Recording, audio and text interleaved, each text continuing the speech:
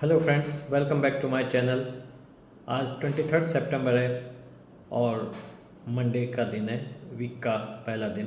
लेकिन इस वीक में मंथली क्लोजिंग है निफ्टी की, तो शायद कुछ बड़े फ्लक्चुएशंस हो सकते हैं। गिफ्ट निफ्टी इस वक्त करीब करीब 180 पॉइंट प्लस दिखा रहा है।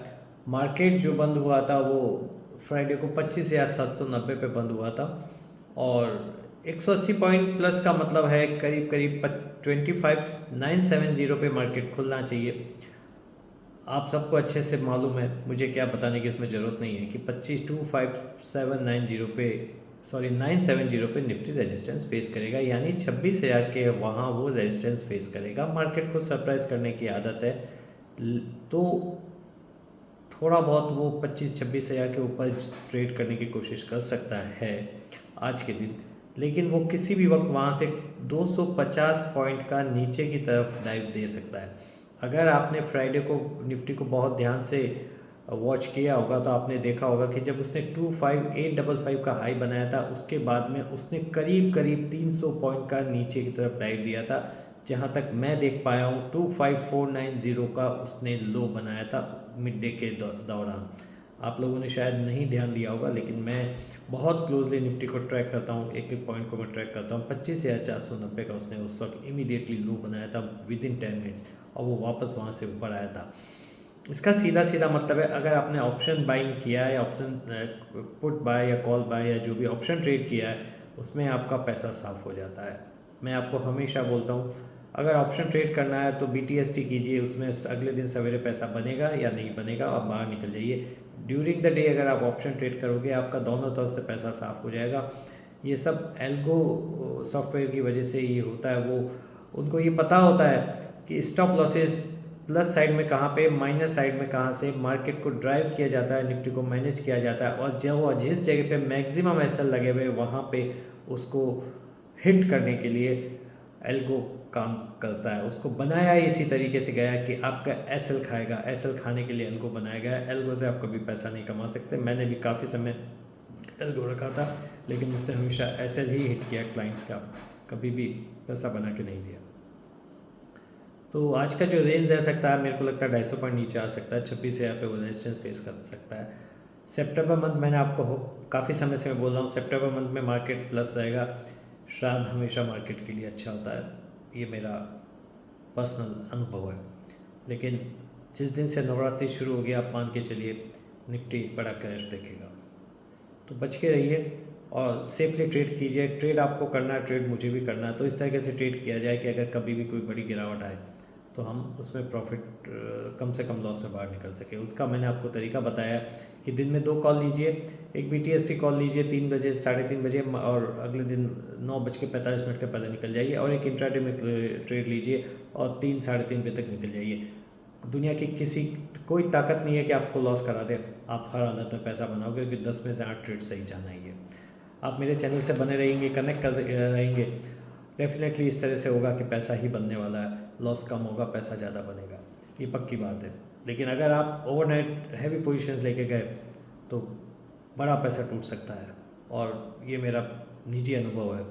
जब भी रात को आप बड़ा पोजीशंस लेके जाते हैं, कभी ना कभी, क्योंकि 200 दिन की तेज़ी और 20 दिन की मंदी बराबर होती है। 20 दिन की मंदी 200 दिन के प्रॉफिट को ख़त्म कर देती है, ये मैं अपने अनुभव से बता रहा हूँ। तो अगर आप इस तरह से ट्रेड करेंगे तो किसी भी तरह का एक बड़ा क्रैश आएगा, उसमें आप निकल जाएंगे। मैं आज एक और वीडियो बनाने वाला हूँ जिसमें शॉर्ट टर्म क्रैश के अलावा मार्केट 2030-2032 तक कहाँ तक जा सकता है, इंडियन GDP किस तरह से परफॉर्म कर सकती है, और निफ्टी के क्या लेवल्स हो सकते हैं, उस पर मैं डिस्कस करूँगा। तो वो वीडियो आप ज़रूर देखिएगा, वो बड़ा ही काम का वीडियो होने वाला है। स्टॉक्स इस वीक जो फोकस में रह सकते हैं, उसमें सबसे पहला स्टॉक है HDFC बैंक। आपको बहुत अच्छे से पता हो, मैंने भी आपको हमेशा बोला कि मुझे HDFC बैंक बिल्कुल पसंद नहीं है। ये कभी भी मीडियम टू लॉन्ग टर्म में पैसा बना के नहीं देता है, लेकिन फ़िलहाल ये शॉर्ट टर्म में पैसा बनाता हुआ दिख रहा है इन्वेस्टर्स के लिए, क्योंकि SDB फाइनेंशियल्स का इशू आ रहा है।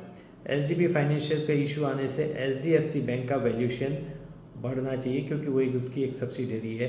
तो जब तक SDB फाइनेंशियल्स का IPO आके लिस्ट नहीं हो जाता है, तब तक HDFC बैंक पॉजिटिव रह सकता है और वो यहाँ से भी 200-250 रुपया 1990 तक जा सकता है।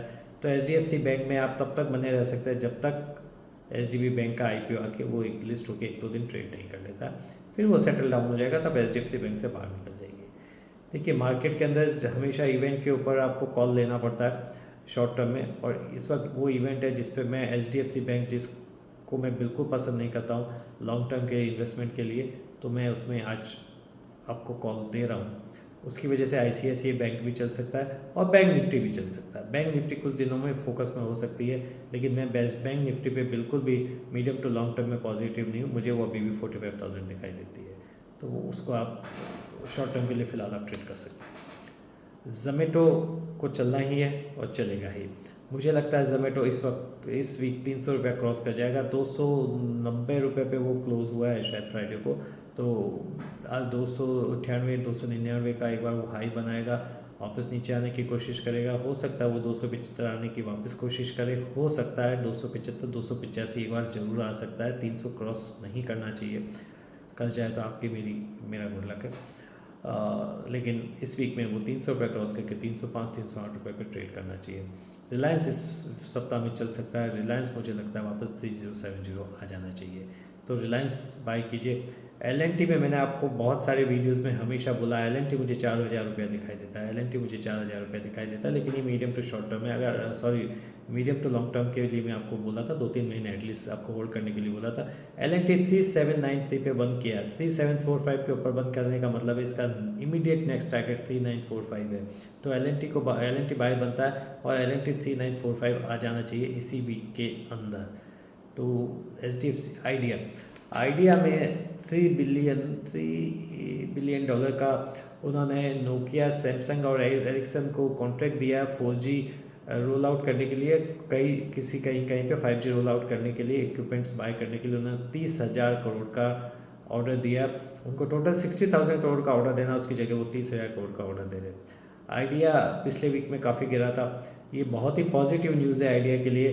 प्रमोटर्स का कॉन्फिडेंस दिखाता है कि इतनी सारी तकलीफ या प्रॉब्लम्स होने के बावजूद वो 30,000 करोड़ का ऑर्डर दे रहे हैं, तो 30,000 करोड़ का ऑर्डर और देंगे। बिरला ग्रुप का कंपनी है, उनको अगर कॉन्फिडेंस है, वो बहुत कंजर्वेटिव लोग हैं, वो इस तरह के कभी डिसीजन नहीं लेते जब तक उनको खुद को कॉन्फिडेंस नहीं हो। तो मुझे ऐसा लगता है आइडिया चल जाएगा, लेकिन आइडिया आप देखिए ये medium to long term view है, ये कभी भी नीचे ऊपर ड्राइव करता है। अब 10 रुपये में मुझे ऐसा लगता है कि ये एक लेने जैसा बैट है।